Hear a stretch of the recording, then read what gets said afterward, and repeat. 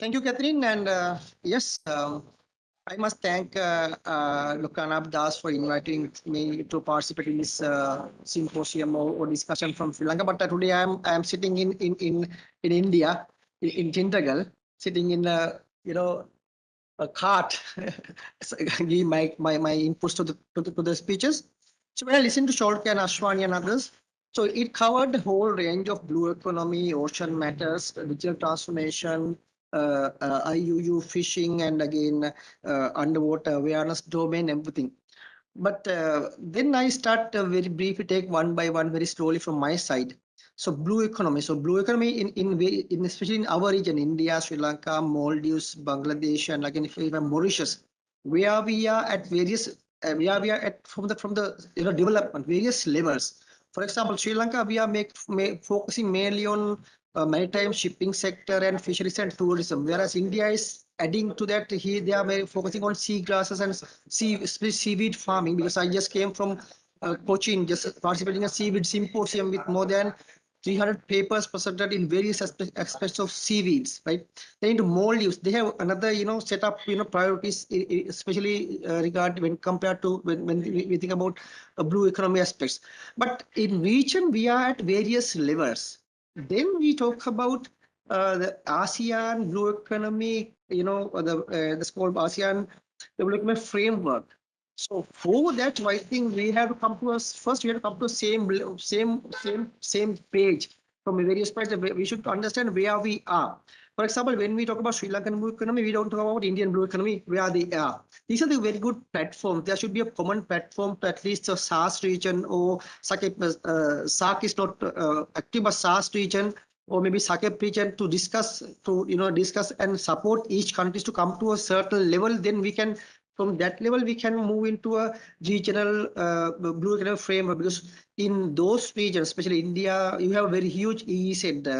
When you compare Andaman Islands, Nicobar, and here down south in Lakshadweep, right? So you have huge in Sri Lanka. So we have a huge ocean potential, 8 times larger than our land areas. Maldives the same, Mauritius the same. So we have huge, potential for blue economy.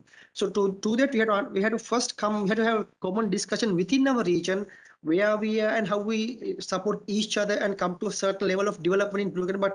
But from Sri Lanka we talk, but there's no common package. We talk about blue economy, but we talk sector wise, but in agency wise, there's a one lapse I'm talking, I observe from here. And then digital transformation, data world. Right now the whole globe is moving to data world, geoinformatics. But in aquaculture, fisheries, where are we really into? Are we really prepared to take those opportunities here in Sri Lanka? Because we have VMS system Sri Lanka, but that is connected to Indian VMS system. So still I'm talking about in Sri Lanka.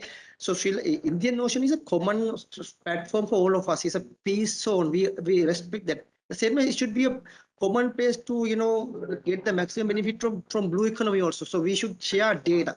To share data, do we have any serious databases? To be honest, Sri Lankan side, we don't have such a proper database about fisheries. We have data, but all are scattered and no common platform regarding database. And then from database, sound database, we move into digital transformation, right?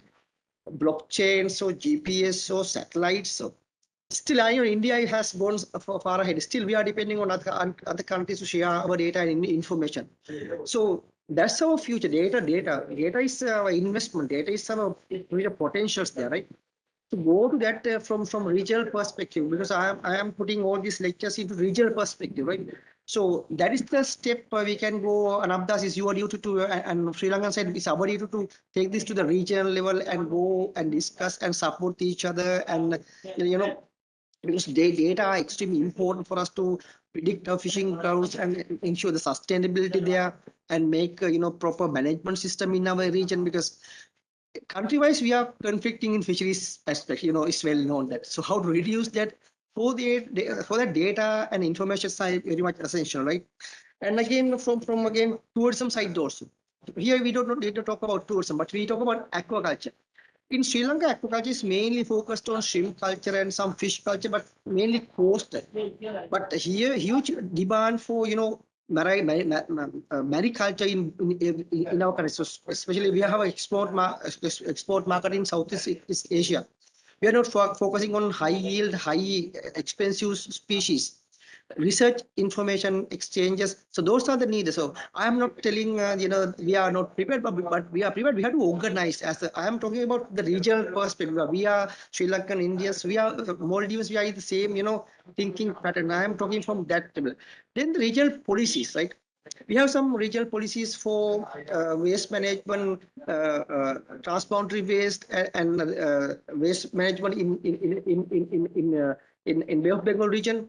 But how much we are applying? But we have lots of platforms here, but those are not operating regularly, right? So, and I'm just I am just in this my short spell. I'm proposing here. Yes, working in isolation, we have some information, but what I'm reiterating here that we have to put our heads together, information together, have a common platform. We are mainly focusing on Indian region and develop a mega database and work on blockchain. So whatever we discuss, GPS and new, maybe our own GPS systems, and that will help each other, help the region. Because ultimately, whatever we do that serve our poor communities. In the global scenario, we are having the poorest coastal communities. We should support them. That's why we talk about blue economy, whatever, at the ocean policies. Therefore, I think at the end of my at the end of my comments here, I reiterate that of course we should start sharing data. But before that, we start exploring what we are having in Sri Lanka, what others have in Bangladesh, in India. So let's find out what we are having, then start sharing, then go for a regional program. We are from that. That will of course support each other. Ultimately, we can ensure a better, very open Indian Ocean region where all of can capitalize and get the maximum benefit from blue economy. So that's my last input from my side. And Abdas, kindly excuse me because I had to rush for the next meeting. So that's, but I'll be listening later. But thank you for everything, and thanks, panel members. Thank for all the presenters, all the very best. And I remain here. Thank you so much. Thank you. Thank you so much.